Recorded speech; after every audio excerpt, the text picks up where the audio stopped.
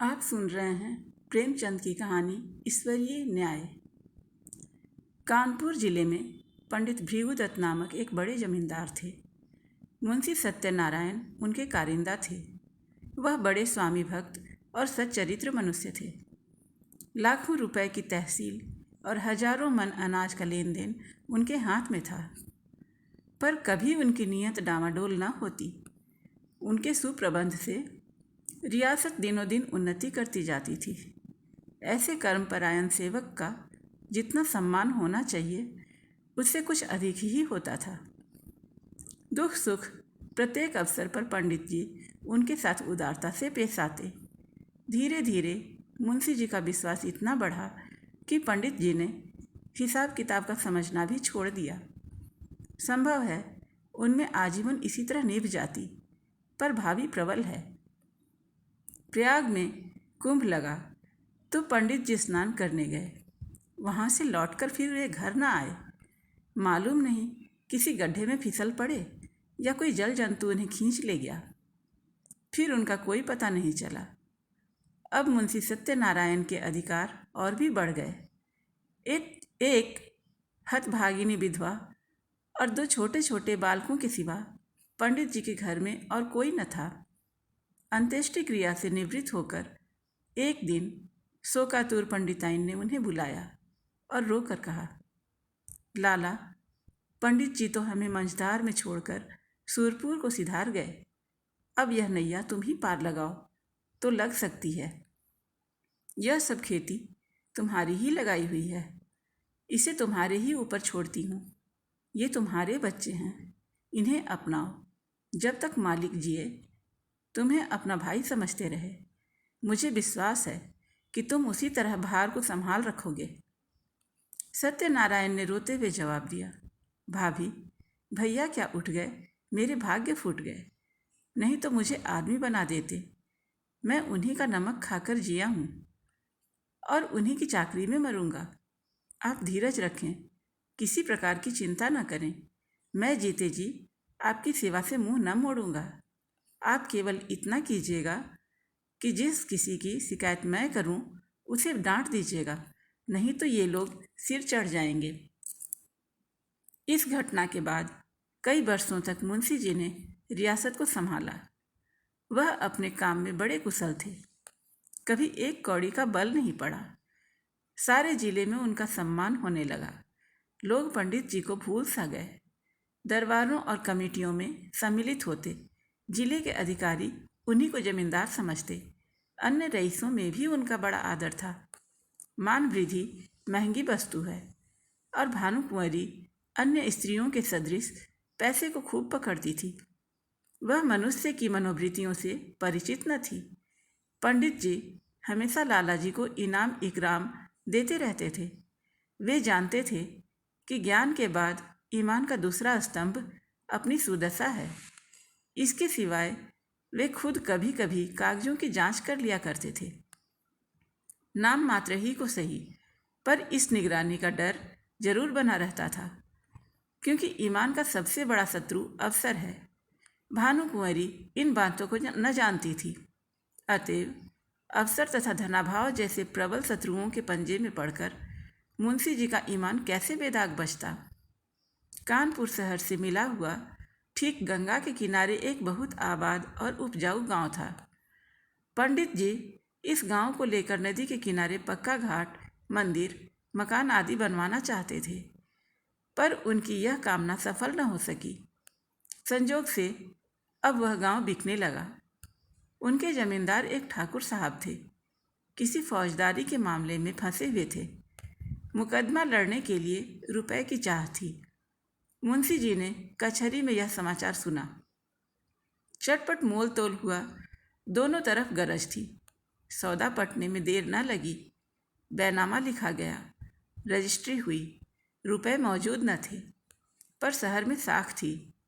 एक महाजन के यहाँ से 30,000 रुपये मंगवाए और ठाकुर साहब की नज़र किए गए। हाँ, कामकाज की आसानी के ख्याल से यह सब लिखा पढ़ी मुंशी जी ने अपने ही नाम की, क्योंकि मालिक के लड़के अभी नाबालिग थे। उनके नाम से लेने में बहुत झंझट होती। और विलंब होने से शिकार हाथ से निकल जाता। मुंशी जी बैनाम लिए असीम आनंद में मगन भानुकुंवरी के पास आए। यह शुभ समाचार सुनाया। भानुकुंवरी ने सजल नेत्रों से उनको धन्यवाद दिया। पंडित जी के नाम पर मंदिर और घाट बनवाने का इरादा पक्का हो गया। मुंशी जी दूसरे दिन उस गांव में गए। आसामी नजराने लेकर नए स्वामी के स्वागत को हाजिर हुए। शहर के रईसों की दावत हुई। लोगों ने नावों में बैठकर गंगा की खूब सैर की। मंदिर आदि बनवाने के लिए आबादी से हटकर रमणीय स्थान चुना गया। यद्यपि इस गांव को अपने नाम से लेते समय मुंशी जी के मन में कपट का भाव न था, तथापि 2-4 दिनों में ही उसका अंकुर जम गया और धीरे धीरे बढ़ने लगा।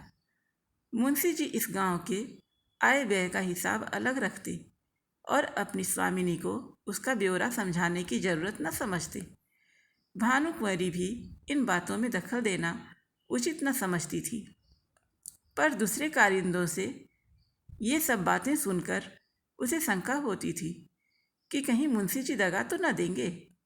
वह अपने मन का यह भाव मुंशी जी से छिपाती थी, इस ख्याल से भी कि कहीं कारिंदों ने उन्हें हानि पहुंचाने के लिए यह षड्यंत्र न रचा हो। इस तरह कई साल गुजर गए। उस कपट के अंकुर ने वृक्ष का रूप धारण किया। भानुकुंवरी को मुंशी जी के उस भाव के लक्षण दिखाई देने लगे। इधर मुंशी जी के मन में भी कानून ने नीति पर विजय पाई। उन्होंने अपने मन में फैसला किया कि गांव मेरा है। हाँ, मैं भानुकुंवरी का 30,000 का ऋणी अवश्य हूँ।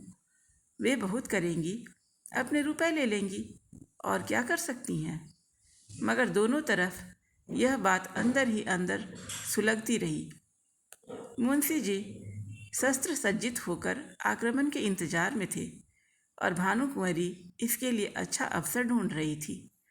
एक दिन साहस करके उसने मुंशी जी को अंदर बुलाया और कहा, लाला जी, बरगदा में मंदिर का काम कब लगवाइएगा? उसे लिए हुए 8 साल हो गए। अब काम लग जाए तो अच्छा हो। जिंदगी का कौन ठिकाना, जो करना है उसे कर ही डालना चाहिए। इस ढंग से इस विषय को उठाकर भानुकुंवरी ने अपनी चतुराई का अच्छा परिचय दिया। मुंशी जी भी दिल में इसके कायल हो गए। जरा सोच कर बोले, इरादा कई बार हुआ पर मौके की जमीन नहीं मिलती। गंगा तट की सब जमीन आसामियों की जोत में है और वह किसी तरह छोड़ने पर राजी नहीं।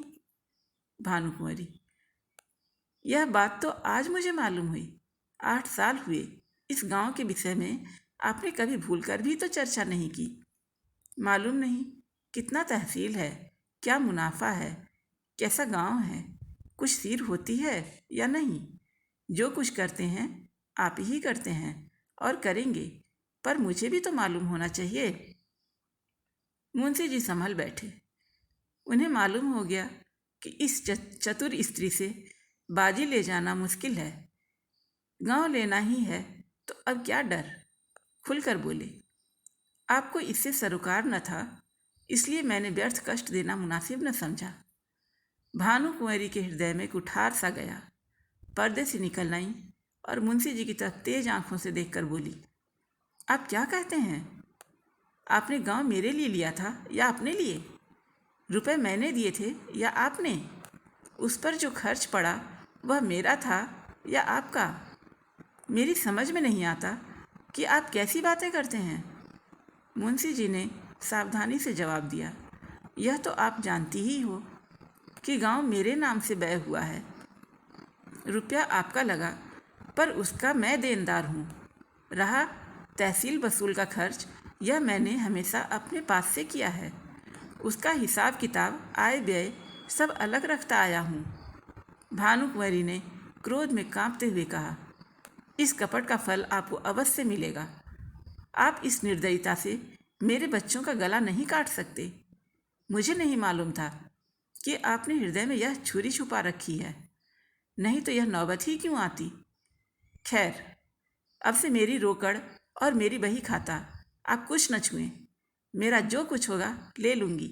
जाइए, एकांत में बैठकर सोचिए पाप से किसी का भला नहीं होता। तुम समझते होगे कि ये बालक अनाथ हैं, इनकी संपत्ति हजम कर लूँगा। इस भूल में न रहना, मैं तुम्हारे घर की ईंट तक बिकवा लूँगी। यह कहकर भानुकुंवरी फिर पर्दे की आड़ में आ बैठी और रोने लगी। स्त्रियां क्रोध के बाद किसी न किसी बहाने रोया करती हैं। लाला साहब को कोई जवाब न सूझा। वहाँ से उठ आए और दफ्तर में जाकर कुछ कागज उलट पलट करने लगे, पर भानुकुंवरी भी उनके पीछे पीछे दफ्तर में पहुँची और डांट कर बोली, मेरा कोई कागज मत छूना, नहीं तो बुरा होगा। तुम विषैले सांप हो, मैं तुम्हारा मुंह नहीं देखना चाहती। मुंशी जी कागज में कुछ काट छांट करना चाहते थे, पर विवश हो गए। खजाने की कुंजी निकालकर फेंक दी, बही खाते पटक दिए, किवाड़ धड़ाके से बंद किए और हवा की तरह सन्न से निकल गए। कपट में हाथ तो डाला, पर कपट मंत्र न जाना। दूसरे कारिंदों ने यह कैफियत सुनी तो फूले न समाये। मुंशी जी के सामने उनकी दाल न गली, न गलने पाती थी। भानुकुंवरी के पास आकर वे आग पर तेल छिड़कने लगे। सब लोग इस विषय में सहमत थे कि मुंशी सत्यनारायण ने विश्वासघात किया है। मालिक का नमक उनकी हड्डियों से फूट फूट कर निकलेगा। दोनों ओर से मुकदमेबाजी की तैयारियां होने लगी। एक तरफ न्याय का शरीर था, दूसरी ओर न्याय की आत्मा। प्रकृति को पुरुष से लड़ने का साहस हुआ था। भानुकुंवरी ने लाला छक्कन लाल से पूछा, हमारा वकील कौन है? छक्कन लाल ने इधर उधर झांक कर कहा, वकील तो सेठ जी हैं, पर सत्यनारायण ने उन्हें पहले से ही गांठ में रखा होगा। इस मुकदमे के लिए बड़े होशियार वकील की ज़रूरत है। मेहरा बाबू की आजकल खूब चल रही है। हाकिमों की कलम पकड़ लेते हैं, बोलते हैं तो जैसे मोटर कार छूट गई। सरकार, और क्या कहें, कई आदमियों को फांसी से उतार लिया है। उनके सामने कोई वकील जुबान नहीं खोल सकता। सरकार, कहें तो वही कर लिया जाए। छक्कनलाल की अतियुक्ति ने संदेह पैदा कर दिया। भानुकुंवरी ने कहा, नहीं, पहले सेठ जी से पूछिए, इसके बाद देखा जाता है। आप जाइए, उन्हें बुला लाइए। छक्कनलाल अपनी तकदीर को ठोकते हुए सेठ जी के पास गए। सेठ जी पंडित भृगुदास के जीवन काल से ही उनके कानून संबंधी सब काम किया करते थे। मुकदमे का हाल सुना तो सन्नाटे में आ गए। सत्यनारायण को वह बड़ा नेक नियत आदमी समझते थे। इनके पतन पर बड़ा खेद किया। उसी वक्त आए। भानुकुंवरी ने रो रो कर उनसे अपना सारा कथा सुनाया और अपने दोनों लड़कों को उनके सामने खड़ा कर बोली, आप इन अनाथों की रक्षा कीजिए, इन्हें मैं आपको सौंपती हूँ। सेठ जी ने समझौते की बात छेड़ी। आपस में लड़ाई अच्छी नहीं। भानुकुंवरी ने कहा, अन्यायी के साथ लड़ना अच्छा है सेठ जी, पर हमारा पक्ष तो निर्बल है। भानुकुंवरी फिर पर्दे से निकल आई और फिर विस्मित होकर बोली, क्या हमारा पक्ष निर्बल है? दुनिया जानती है कि गांव हमारा है, उसे हमसे कौन ले सकता है? नहीं, मैं सुलह कभी न करूंगी। आप कागजों को देखें, मेरे बच्चों की खातिर यह कष्ट उठाएं। आपका परिश्रम निसफल न जाएगा। सत्यनारायण की नियत पहले खराब न थी। देखिए, जिस मिति में गांव लिया गया है, उस मिति में 30,000 का क्या खर्च दिखाया गया है। अगर उसने अपने नाम उधार लिया हो तो देखिए वार्षिक चुकाया गया है या नहीं। ऐसे नर पिशाच से मैं कभी सुलह न करूंगी। सेठ जी ने समझ लिया कि इस समय समझाने बुझाने से कुछ काम न चलेगा। कागजात देखे, अभियोग चलाने की तैयारियां होने लगी। मुंशी सत्यनारायण लाल खिसियाए अपने मकान पहुँचे। लड़के ने मिठाई मांगी, उसे पीटा। स्त्री पर इसलिए बरस पड़े कि उसने क्यों लड़के को उनके पास जाने दिया। अपनी वृद्धा माता को डांट कर कहा, तुमसे इतना भी नहीं हो सकता कि जरा लड़के को बहलाओ। एक तो मैं दिन भर का थका मांदा आऊँ और फिर लड़के को खिलाऊं। मुझे दुनिया में और कोई काम धंधा है या नहीं? इस तरह घर में बावेला मचाकर वह बाहर आए और सोचने लगे। मुझसे बड़ी भूल हुई। मैं कैसा मूर्ख हूँ। इतने दिन सारे कागज पत्र मेरे हाथ में थे। जो चाहता कर सकता था, पर हाथ धरे बैठा रहा। आज सिर पर आ पड़ी तब जाकर सूझी। मैं चाहता तो बही खाते सब नए बना सकता था, जिसमें इस गांव का और इस रुपए का जिक्र ही नहीं होता। पर मेरी मूर्खता के कारण घर में आई हुई लक्ष्मी रूठ जाती है। मुझे मालूम न था कि वह चुड़ैल मुझसे इस तरह पेश आएगी और कागजों में हाथ तक न लगाने देगी। इसी उधेड़ बुन में मुंशी जी एकाएक उछल पड़े। एक उपाय सूझ गया। क्यों न कार्यकर्ताओं को मिला लूं? यद्यपि मेरी सख्ती के कारण वे सब मुझसे नाराज थे और इस समय सीधे से बात न करेंगे, तथापि उनमें ऐसा कोई भी नहीं जो प्रलोभन से मुट्ठी में न आ जाए। हाँ, इसमें रुपया पानी की तरह बहाना पड़ेगा, पर इतना रुपया आए कहाँ से? हाय दुर्भाग्य! 2-4 दिन पहले चेत गया होता तो कठिनाई न पड़ती। क्या जानता था कि वह डायन इस तरह वज्र प्रहार करेगी। बस अब एक ही उपाय है, किसी तरह वे कागजात गुम कर दूं। बड़ी जोखिम का काम है, पर करना ही पड़ेगा। दुष्कामनाओं के सामने एक बार सिर झुकाने पर फिर संभलना कठिन हो जाता है। पाप के अथाह दलदल में जहाँ एक बार पड़े कि फिर प्रतिक्षण नीचे ही चले जाते हैं। मुंशी सत्यनारायण सा विचारशील मनुष्य इस समय इस फिक्र में था कि कैसे सेंध लगा पाऊं। मुंशी जी ने सोचा, क्या सेंध आसान है? इसके वास्ते कितनी चतुरता, साहस, कितनी बुद्धि, कितनी वीरता की जरूरत है। कौन कहता है कि चोरी करना आसान काम है? मैं जो कहीं पकड़ा गया तो डूब मरने के सिवा और कोई मार्ग नहीं है। बहुत सोचने विचारने पर भी मुंशी जी को अपने ऊपर ऐसा दुस्साहस कर सकने का विश्वास न हो सका। हाँ, इससे सुगम एक दूसरी तरकीब नजर आई। क्यों न दफ्तर में आग लगा दूं? एक बोतल मिट्टी का तेल और एक दिया सलाई की जरूरत है, मगर यह क्या मालूम कि वह वहीं कमरे में है या नहीं। चुड़ैल ने उसे जरूर अपने पास रख ली होगी। नहीं, आग लगाना गुनाह बेलज्जत होगा। बहुत देर तक मुंशी जी करवटें बदलते रहे, नए नए मंसूबे सोचते, पर फिर अपने ही तर्कों से उन्हें काट देते। जैसे वर्षा में बादलों की नई नई सूरतें बनती और फिर हवा के बेग से बिगड़ जाती हैं, वही दशा उस समय उनके मंसूबों की हो रही थी। पर इस मानसिक अशांति में भी एक विचार पूर्ण रूप से स्थित था कि किसी तरह इन कागजातों को अपने हाथ में लाना चाहिए। काम कठिन है, माना, पर हिम्मत न थी तो रार क्यों मोल ली? क्या 30,000 की जायदाद दाल भात का कौर है? चाहे जिस तरह हो, चोर बने बिना काम नहीं चल सकता। आखिर जो लोग चोरियां करते हैं वे भी तो मनुष्य ही होते हैं। बस एक छलांग का काम है। अगर पार हो गए तो राज करेंगे, गिर पड़े तो जान से हाथ धोना पड़ेगा। रात के 10 बज गए थे। मुंशी सत्यनारायण कुंजियों का एक गुच्छा कमर में दबाए घर से बाहर निकले। द्वार पर थोड़ा सा पुआल रखा हुआ था। उसे देखते ही वे चौंक पड़े। मारे डर के छाती धड़कने लगी। जान पड़ा कि कोई छिपा बैठा है। कदम रुक गए। पुआल की तरफ ध्यान से देखा, उसमें बिल्कुल हरकत न हुई। तब हिम्मत बंधी, बढ़े और मन को समझाने लगे, मैं कैसा बौखल हूँ। अपने द्वार पर किसका डर, और सड़क पर भी मुझे किसका डर है। मैं तो अपनी राह जाता हूँ, कोई मेरी तरफ तिरछी आंखों से नहीं देख सकता। हाँ, जब मुझे सेंध लगाते देख ले, वहीं पकड़ ले, तब अलबत्ते डरने की बात है। 30 पर भी बचाव की युक्ति निकल सकती है। अकस्मात उन्होंने भानु कुंवरी के एक चपरासी को आते देखा। कलेजा धड़क उठा। लपक कर एक अंधेरी गली में घुस गए। बड़ी देर तक वहाँ खड़े रहे। जब तक वह सिपाही आंखों से ओझल न हो गया, तब तक वो सड़क पर नहीं आए। वह सिपाही आज सुबह तक इनका गुलाम था।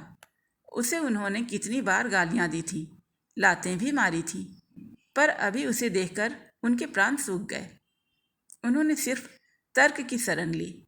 मैं मानो भंग खाकर आया हूँ, इस चपरासी से इतना डरा माना कि मुझे देख लेता, पर मेरा क्या कर सकता था।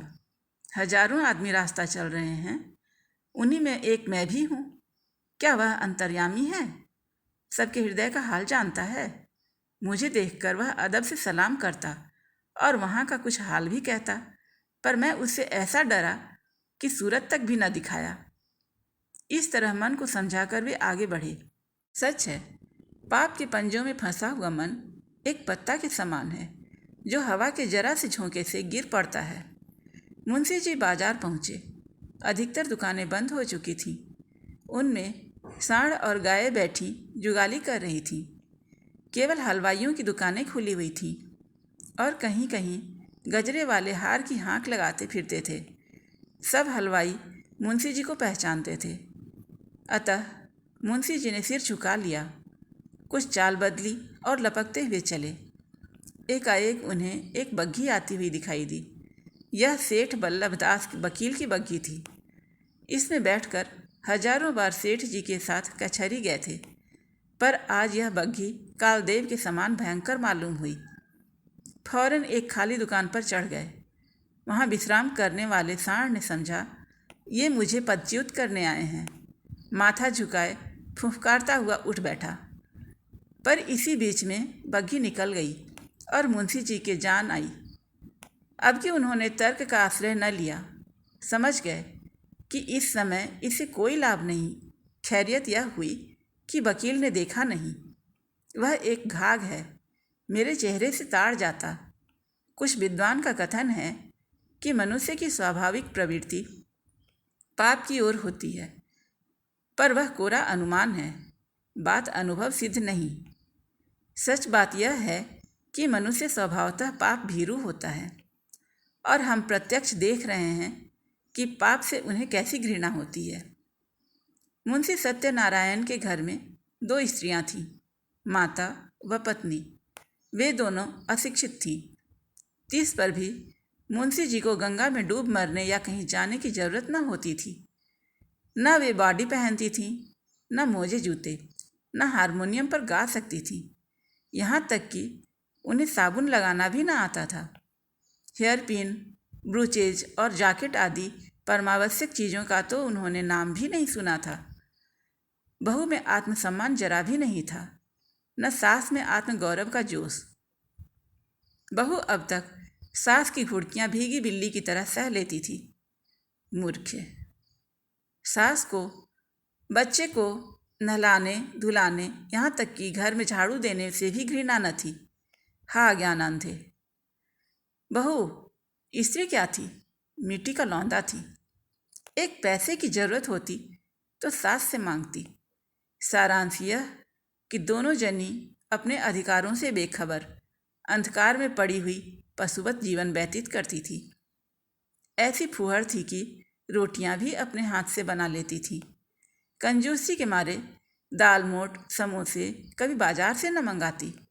आगरे वाले के दुकान से चीज़ें खाई होती तो उनका मज़ा जानती। बुढ़िया खुसट दवा दर्पण भी न जानती थी। बैठी बैठी घास पात कूटा करती। मुंशी जी ने माँ के पास जाकर कहा, अम्मा अब क्या होगा? भानु कुंवरी ने मुझे जवाब दे दिया। माता ने घबरा कर पूछा, जवाब दे दिया? मुंशी जी, हाँ, बिल्कुल बेकसूर था। माता, क्या बात हुई? भानु कुंवरी का मिजाज तो ऐसा न था। मुंशी जी, बात कुछ न थी। मैंने अपने नाम से कुछ गांव लिया था, उसे मैंने अपने अधिकार में कर लिया। कल मुझसे और उनसे साफ साफ बातें हुई। मैंने कह दिया कि यह गांव मेरा है, मैंने अपने नाम से लिया है, उसमें तुम्हारा कोई इजारा नहीं। बस बिगड़ गई, जो मुंह में आया बकती रही। उसी वक्त मुझे निकाल दिया और धमका कर कहा, मैं तुमसे लड़कर अपना गांव ले लूँगी। अब आज ही उनकी तरफ से मेरे ऊपर मुकदमा दायर हो गया। मगर इससे होता क्या है? गांव मेरा है, उस पर मेरा कब्जा है। एक नहीं 1000 मुकदमे चलाएं, डिग्री मेरी ही होगी। माता ने बहू की तरफ मर्मांतक दृष्टि से देखा और बोली, क्यों भैया, यह गांव लिया तो था तुमने उन्हीं के रुपए से और उन्हीं के वास्ते। मुंशी जी, लिया था तब लिया था, अब मुझसे ऐसा आबाद और मालदार गांव नहीं छोड़ा जाता। वह मेरा कुछ नहीं कर सकती, मुझसे अपना रुपया भी नहीं ले सकती। 150 गांव तो हैं, तब भी हवस नहीं मानती। माता, बेटा, किसी के धन ज़्यादा होता है तो वह फेंक थोड़े ही देता है। तुमने अपनी नीयत बिगाड़ी, यह अच्छा काम नहीं किया। दुनिया तुम्हें चाहे कहे या ना कहे, तुमको भला ऐसा न करना चाहिए था कि जिसकी गोद में इतने पले, जिसका इतने दिनों तक नमक खाया, अब उसी से दगा करो। नारायण ने तुम्हें क्या नहीं दिया, मज़े से खाते हो, पहनते हो, घर में नारायण का दिया 4 पैसा है, बाल बच्चे हैं, और क्या चाहिए। मेरा कहना मानो, इस कलंक का टीका अपने माथे पर मत लगाओ, यह अजस मत लो। बरकत अपनी कमाई में होती है, हराम की कौड़ी कभी नहीं फलती। मुंशी जी, ऐसी बातें बहुत सुन चुका हूँ। दुनिया उन पर चलने लगे, सारे काम बंद हो जाएं।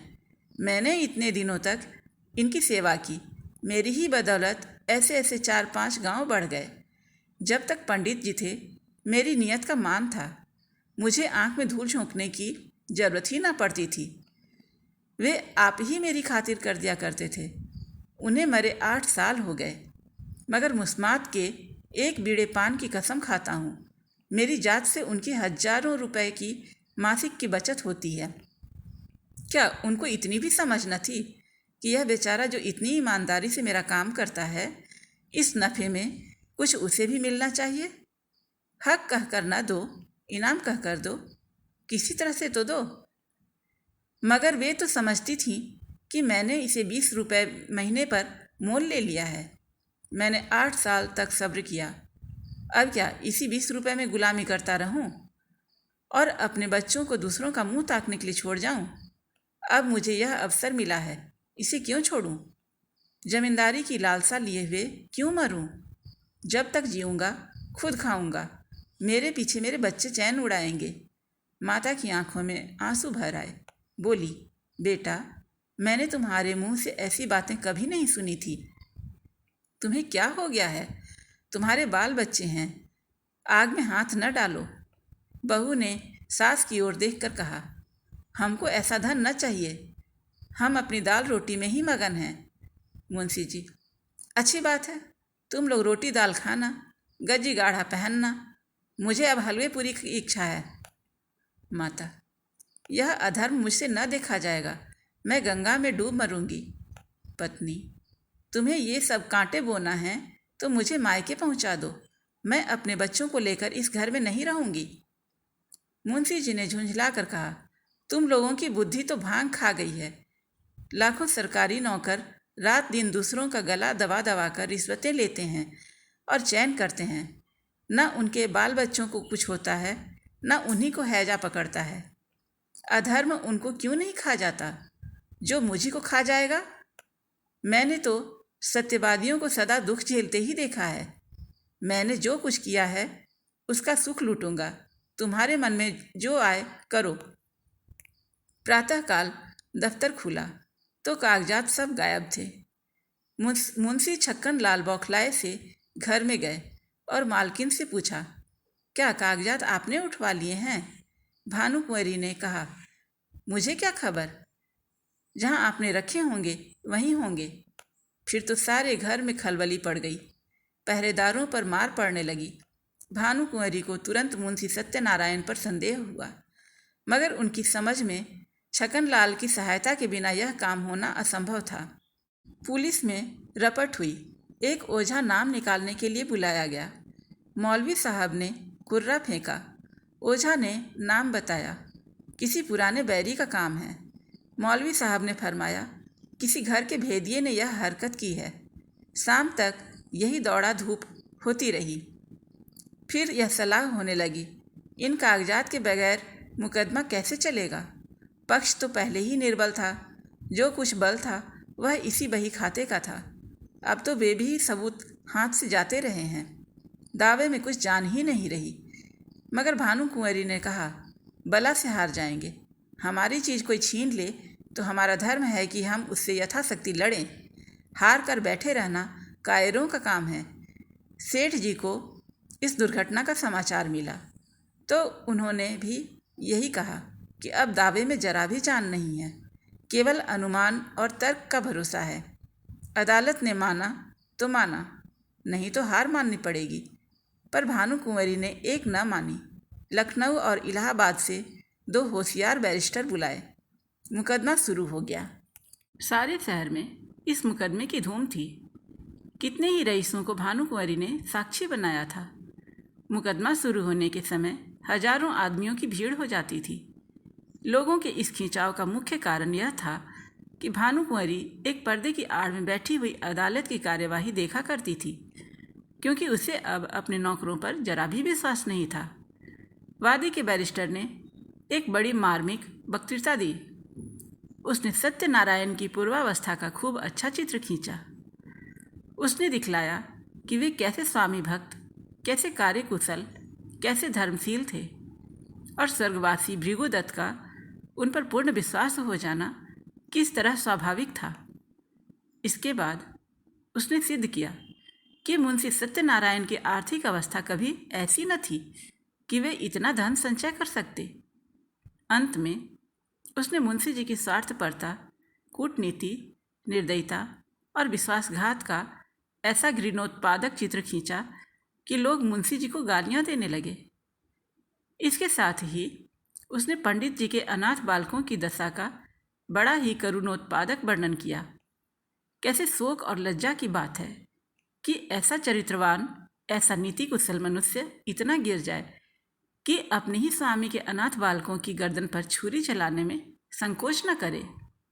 मानव पतन का ऐसा करुण, ऐसा हृदय विदारक उदाहरण मिलना कठिन है। इस कुटिल कार्य के परिणाम की दृष्टि से इस मनुष्य के पूर्व परिचित सद्गुणों का गौरव लुप्त हो जाता है, क्योंकि वह असली मोती नहीं, नकली कांच के दाने थे, जो केवल विश्वास जमाने के निमित्त दरअसल लगाए गए थे। वह केवल एक सुंदर जाल था जो एक सरल हृदयी और छल छंदों से दूर रहने वाले रईस को फंसाने के लिए फैलाया गया था। इस नर पशु का अंतःकरण कितना अंधकारमय, कितना कपटपूर्ण, कितना कठोर है, और इसकी दुष्टता कितनी घोर, कितनी अपावन है। अपने शत्रु के साथ दगा करना तो एक बार क्षम्य है, मगर इस मलिन हृदयी मनुष्य ने उन बेबसों के साथ दगा की है जिन पर मानव स्वभाव के अनुसार दगा करना अनुचित है। यदि आज हमारे पास बही खाते मौजूद होते तो अदालत पर सत्यनारायण की सत्यता स्पष्ट रूप से प्रकट हो जाती, पर मुंशी जी के बर्खास्त होते ही दफ्तर से उनका लुप्त हो जाना भी अदालत के लिए एक बड़ा सबूत है। शहर के रईसों ने गवाही दी। सुनी सुनाई बातें जिरह में उखड़ गई। दूसरे दिन फिर मुकदमा पेश हुआ। प्रतिवादी के वकील ने अपनी वक्तृता शुरू की। उसमें गंभीर विचारों की अपेक्षा हास्य का आधिक्य था। यह एक विलक्षण न्याय सिद्धांत है कि किसी धनाढ्य मनुष्य का नौकर जो कुछ खरीदे उसके स्वामी की चीज समझी जाए। इस सिद्धांत के अनुसार हमारी गवर्नमेंट को अपने कर्मचारियों की सारी संपत्ति पर कब्जा कर लेना चाहिए। यह स्वीकार करने में हमको कोई आपत्ति नहीं कि हम इतने रुपयों का प्रबंध न कर सकते थे, और यह धन हमने स्वामी से ही ऋण में लिया, पर हमसे ऋण चुकाने का कोई तगादा न करके वह जायदाद ही मांगी जाती है। यदि हिसाब के कागजात दिखलाए जाए तो यह साफ बता देंगे कि मैं सारा ऋण दे चुका हूँ। हमारे मित्र ने कहा है कि ऐसी अवस्था में बहियों का गुम हो जाना अदालत के लिए एक सबूत होना चाहिए। मैं भी उनकी उक्ति का समर्थन करता हूँ। यदि मैं आपसे ऋण लेकर अपना विवाह करूँ तो क्या आप मुझसे मेरी नवविवाहिता वधू को छीन लेंगे? हमारे सुयोग्य मित्र ने हमारे ऊपर अनाथों के साथ दगा करने का दोष लगाया है। अगर मुंशी सत्यनारायण की नीयत खराब होती तो उनके लिए सबसे अच्छा अवसर वह था जब पंडित भृगुदत्त का स्वर्गवास हुआ। इतने विलंब की क्या जरूरत थी? यदि आप शेर को फंसाकर उसके बच्चे को उसी वक्त नहीं पकड़ लेते, उसे बढ़ने और सबल होने का अवसर देते हैं तो मैं आपको बुद्धिमान न कहूँगा। यथार्थ बात यह है कि मुंशी सत्यनारायण ने नमक का जो कुछ हक था वह पूरा कर दिया। 8 वर्ष तक तन मन से स्वामी संतान की सेवा की। आज उन्हें अपनी साधुता का फल मिल रहा है। वह बहुत ही दुखजनक और हृदय विदारक है। इसमें भानु कुंवरी का कोई दोष नहीं। ये एक गुण संपन्न महिला हैं, मगर अपनी जाति के अवगुण उनमें भी विद्यमान हैं। ईमानदार मनुष्य स्वभावतः स्पष्टवादी होता है। उसे अपनी बातों में नमक मिर्च लगाने की आवश्यकता नहीं होती। यही कारण है कि मुंशी के मृदुभाषी मातहतों को उन पर आक्षेप करने का मौका मिल गया है। इस दावे की जड़ केवल इतनी ही है और कुछ नहीं। भानु कुंवरी यहाँ उपस्थित हैं। क्या वह कह सकती हैं कि 8 वर्ष की मुद्दत में कभी इस गांव का जिक्र उनके सामने आया हो? कभी उसके हानि लाभ आय व्यय लेन देन की चर्चा उनसे की गई हो? मान लीजिए कि मैं गवर्नमेंट का मुलाजिम हूँ। यदि आज दफ्तर में आकर अपनी पत्नी के आय व्यय और अपने टहलुओं के टैक्सों का पचड़ा गाने लगूं, तो क्या शायद मुझे शीघ्र ही अपने पद से पृथक होना पड़े और संभव है कुछ दिनों आगरे की विशाल अतिथिशाला में रखा जाऊं। जिस गांव से भानु कुंवरी को कोई सरोकार न था, उसकी चर्चा उनसे क्यों की जाती? इसके बाद बहुत से गवाह पेश हुए, जिनमें अधिकांश आसपास के देहातों के जमींदार थे। उन्होंने बयान किया कि हमने मुंशी सत्यनारायण को आसामियों को अपनी दस्तखती रसीदें देते और अपने नाम से खजाने में रुपया दाखिल करते देखा है। इतने में संध्या हो गई। अदालत ने 1 सप्ताह में फैसला सुनाने का हुक्म दिया। सत्यनारायण को अब अपनी जीत में कोई संदेह न था। वादी पक्ष के गवाह उखड़ गए थे और बहस भी सबूत से खाली थी। अब उसकी गिनती भी जमींदारों में होगी और संभव है वह कुछ दिनों में रईस कहलाने लगे। पर किसी न किसी कारण से अब वह शहर के गणमान्य पुरुषों से आंखें मिलाते शर्माते थे। उन्हें देखते ही उनका सिर नीचा हो जाता था। वह मन में डरते थे कि वे लोग कहीं इस विषय पर कुछ पूछताछ न कर बैठें। वह बाजार में निकलते तो दुकानदारों में कुछ कानाफूसी होने लगती और लोग उन्हें तिरछी दृष्टि से देखने लगते। अब तक उन्हें विवेकशील और सच्चरित्र मनुष्य समझते थे। शहर के धनी मानी उन्हें इज्जत की निगाह से देखते और उनका बड़ा आदर करते थे। यद्यपि मुंशी जी को अब तक किसी से टेढ़ी तिरछी सुनने का संजोग न पड़ा था, तथापि उनका मन कहता था कि सच्ची बात किसी से छिपी नहीं है। चाहे अदालत से उनकी जीत हो जाए, पर उनकी साख अब जाती रही। अब उन्हें लोग स्वार्थी, कपटी और दगाबाज समझेंगे। दूसरों की बात तो अब अलग रही। स्वयं उनके घर वाले उनकी उपेक्षा करते थे। बूढ़ी माता ने 3 दिन से मुंह में पानी नहीं डाला था। स्त्री बार बार हाथ जोड़कर कहती थी कि अपने प्यारे बालकों पर दया करो। बुरे काम का फल कभी अच्छा नहीं होता। चाहो तो पहले मुझे ही विष खिला दो। जिस दिन फैसला सुनाया जाने वाला था, प्रातःकाल एक गुजड़िन तरकारियां लेकर आई और मुंशियाइन से बोली, बहू जी, हमने बाजार में एक बात सुनी है।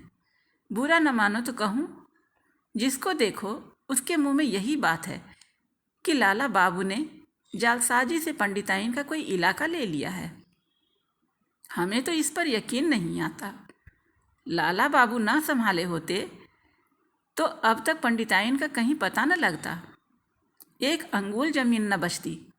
यही ऐसे सरदार थे कि उनको संभाल लिया, तो क्या अब उन्हीं के साथ बदी करेंगे? अरे बहू, कोई कुछ साथ लाया है कि ले जाएगा? यहीं नेकी बदी रह जाती है। बुरे फल का बुरा होता है। आदमी ना देखे पर अल्लाह सब कुछ देखता है। बहू जी पर घड़ों पानी पड़ गया। जी चाहता था कि धरती फट जाती तो उसमें समा जाती। स्त्रियां स्वभावतः लज्जा की मूर्ति होती है। उनमें आत्माभिमान की मात्रा अधिक होती है। निंदा और अपमान उनसे सहन नहीं हो सकता। सिर झुकाए हुए बोली, बुआ, मैं इन बातों को क्या जानूं? मैंने तो आज ही तुम्हारे मुंह से सुनी है। कौन सी तरकारियां हैं? उधर मुंशी सत्यनारायण अपने कमरे में लेटे हुए कुजड़ीन की बातें सुन रहे थे। उसके चले जाने के बाद आकर स्त्री से पूछने लगे, यह शैतान की खाला क्या कह रही थी? स्त्री ने पति की ओर से मुंह फेर लिया और जमीन की ओर ताकते हुए बोली, क्या तुमने नहीं सुना? तुम्हारा गुणगान कर रही थी। तुम्हारे पीछे देखो, किस किस के मुंह से ये बातें सुननी पड़ती हैं और किस किस से मुंह छुपाना पड़ता है। मुंशी जी अपने कमरे में लौट आए। स्त्री को कुछ उत्तर नहीं दिया। आत्मा लज्जा से परास्त हो गई। जो मनुष्य सदैव सर्वसम्मानित रहता हो, जो सदा आत्माभिमान से सिर उठाकर चलता रहा हो, जिसकी सुकृति पर सारे शहर में चर्चा होती रही हो, वह कभी सर्वथा लज्जा शून्य नहीं हो सकता। लज्जा कुपथ की सबसे बड़ी शत्रु है। कुवासनाओं के भ्रम में पड़कर मुंशी जी ने समझा था, मैं इस काम को ऐसे गुप्त रीति से कर लूँगा कि किसी को कानो कान खबर न होगी। पर उनका यह मनोरथ सिद्ध न हो सका। बाधाएं आ खड़ी हुईं। उनके हटाने में बड़े दुस्साहस से काम लेना पड़ा, पर यह भी उन्होंने लज्जा से बचने के निमित्त किया, जिसमें कोई यह न कहे कि अपनी स्वामिनी को धोखा दिया। इतना यत्न करने पर भी वह निंदा से न बच सके। बाजार की सौदा बेचने वालियां भी अब उनका अपमान करती हैं। कुवासनाओं से दबी हुई लज्जा शक्ति इस कड़ी चोट को सहन न कर सकी। मुंशी जी सोचने लगे, अब मुझे धन संपत्ति मिल जाएगी, ऐश्वर्यवान हो जाऊंगा, परंतु निंदा से मेरा पीछा नहीं छूटेगा। अदालत का फैसला मुझे लोक निंदा से न बचा सकेगा। ऐश्वर्य का फल क्या है? मान और मर्यादा। उससे हाथ धो बैठा तो इस ऐश्वर्य को लेकर क्या करूँगा? चित्त की शक्ति खोकर, लोक लज्जा सहकर, जन समुदाय में नीच बनकर और अपने घर में कलह का बीज बोकर यह संपत्ति मेरे किस काम आएगी? और यदि वास्तव में कोई न्याय शक्ति हो और वह मुझे इस दुष्कृत्य का दंड दे, तो मेरे लिए सिवाय मुंह में कालिख लगाकर निकल जाने के और कोई मार्ग न रहेगा। सत्यवादी मनुष्य पर कोई विपत्ति पड़ती है तो लोग उसके साथ सहानुभूति करते हैं। दुष्टों की विपत्ति लोगों के लिए व्यंग्य की सामग्री बन जाती है। उस अवस्था में ईश्वर अन्यायी ठहराया जाता है, मगर दुष्टों की विपत्ति ईश्वर के न्याय को सिद्ध करती है। परमात्मा इस दुर्दशा से किसी तरह मेरा उद्धार करे। क्यों न जाकर मैं भानुकुंवरी के पैरों पर गिर पड़ूं और विनय करूं कि यह मुकदमा उठा लो। ओह, पहले यह बात न सूझी। अगर कल तक मैं उनके पास चला गया होता तो सब बात बन जाती, पर अब क्या हो सकता है? आज तो फैसला सुनाया जाएगा। मुंशी जी देर तक इसी विषय पर सोचते रहे, पर कुछ निश्चय न कर सके कि क्या करें। भानुकुंवरी को भी विश्वास हो गया कि अब गांव हाथ से गया। बेचारी हाथ मल कर रह गई। रात भर उसे नींद न आई। रह रहकर मुंशी सत्यनारायण पर क्रोध आता था। हाय, पापी ढोल बजाकर मेरा 30,000 का माल लिए जाता है और मैं कुछ नहीं कर सकती। आजकल के न्याय करने वाले बिल्कुल आंख के अंधे हैं। जिस बात को सारी दुनिया जानती है, उसमें भी उनकी दृष्टि नहीं पहुंचती। बस दूसरों की आंख से देखते हैं। कोरे कागजों के गुलाम हैं। न्याय वह है कि दूध का दूध पानी का पानी कर दे, यह नहीं कि खुद कागजों के धोखे में आ जाए, खुद ही पाखंडियों के जाल में फंस जाए। इसी से तो ऐसे छली, कपटी, दगाबाज दुरात्माओं का साहस बढ़ गया है। खैर, गांव जाता है तो जाए, लेकिन सत्यनारायण, तुम तो शहर में कहीं मुंह दिखाने के लायक नहीं रहे। इस ख्याल से भानुकुंवरी को कुछ शांति हुई। अपने शत्रु की हानि मनुष्य को अपने लाभ से भी अधिक प्रिय होती है। मानव स्वभाव ही कुछ ऐसा है। तुम हमारा एक गांव ले गए, नारायण चाहेंगे तो तुम भी इससे सुख न पाओगे। तुम आप नरक की आग में जलोगे। तुम्हारे घर में कोई दिया जलाने वाला न रहेगा। फैसले का दिन आ गया। आज इजलास से बड़ी भीड़ थी। ऐसे ऐसे महानुभाव भी उपस्थित थे जो बगुलों की तरह अफसरों की बधाई और विदाई के अवसर में ही नजर आया करते हैं। वकीलों और मुख्तारों की काली पलटन भी जमा थी। नियत समय पर जज साहब ने इजलास को सुशोभित किया। विस्तृत न्याय भवन में सन्नाटा छा गया। अहमद ने संदूक से तजवीज़ निकाली। लोग उत्सुक होकर एक एक कदम और आगे खिसक गए। जज ने फैसला सुनाया। मुद्दई का दावा खारिज। दोनों पक्ष अपना अपना खर्च सह लें। यद्यपि फैसला लोगों के अनुमान के बाहर ही था, तथापि जज के मुंह से उसे सुनकर लोगों में हलचल सी पड़ गई। उदासीन भाव से इस फैसले पर आलोचनाएं करते हुए लोग धीरे धीरे कमरे से निकलने लगे। एकाएक भानुकुंवरी घूंघट निकाले इजलास पर आकर खड़ी हो गई। जाने वाले लौट पड़े। जो बाहर निकल गए थे दौड़कर आ गए और कौतूहलपूर्वक भानुकुंवरी की तरफ ताकने लगे। भानुकुंवरी ने कंपित स्वर में जज से कहा, सरकार, यदि हुक्म दें तो मैं मुंशी जी से कुछ पूछूं। यद्यपि यह बात नियम के विरुद्ध थी, तथापि जज ने दयापूर्वक आज्ञा दे दी। तब भानुकुंवरी ने सत्यनारायण की तरफ देखकर कहा, लाला जी, सरकार ने तुम्हारी डिग्री तो कर दी, गांव तुम्हें मुबारक रहे, मगर ईमान आदमी का सब कुछ होता है। ईमान से कह दो, गांव किसका है?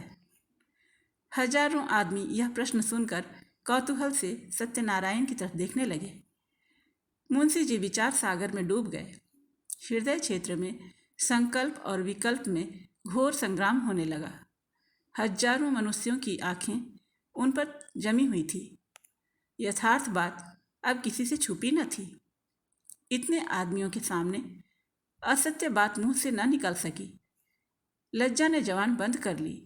मेरा कहने में काम बनता था, कोई बाधा न थी, किंतु घोरतम पाप का जो दंड समाज दे सकता है, उसके मिलने का पूरा भय था। आपका कहने से काम बिगड़ता था। जीती जिताई बाजी हाथ से जाती थी, पर सर्वोत्कृष्ट काम के लिए समाज से जो इनाम मिल सकता है, मिलने की पूरी आशा थी। आशा ने भय को जीत लिया। उन्हें ऐसा प्रतीत हुआ जैसे ईश्वर ने मुझे अपना मुख उज्जवल करने का यह अंतिम अवसर दिया है।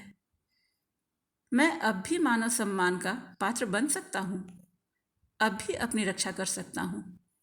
उन्होंने आगे बढ़कर भानुकुंवरी को प्रणाम किया और कांपते हुए स्वर में बोले, आपका। हजारों मनुष्यों के मुख से एक गगनस्पर्शी ध्वनि निकली, सत्य की जय हो। जज ने खड़े होकर कहा, यह कानून का न्याय नहीं, ईश्वरीय न्याय है। इसे कथा न समझिए, सच्ची घटना है। भानुकुंवरी और सत्यनारायण अब भी जीवित हैं। मुंशी जी के इस नैतिक साहस पर लोग मुग्ध हो गए। मानवीय न्याय पर ईश्वरीय न्याय ने जो विलक्षण विजय पाई, उसकी चर्चा शहर भर में महीनों रही। भानुकुंवरी मुंशी जी के घर गई, उन्हें मना कर लाई, फिर अपना कारोबार उन्हें सौंपा और कुछ दिनों के उपरांत वह गांव उन्हीं के नाम हिब्बा कर दिया। मुंशी जी ने भी उसे अपने अधिकार में रखना उचित न समझा, कृष्णार्पण कर दिया। अब इसकी आमदनी दीन दुखियों और विद्यार्थियों की सहायता में खर्च होती है। आप सुन रहे थे मुंशी प्रेमचंद जी की कहानी ईश्वरीय न्याय।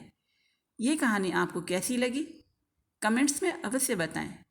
वीडियो को लाइक एवं शेयर करके हमें प्रोत्साहित करें। यदि आप मेरे चैनल पर नए हैं तो मेरे चैनल को सब्सक्राइब करना ना भूलें। जल्द ही उपस्थित होते हैं एक नई कहानी के साथ। तब तक के लिए नमस्कार।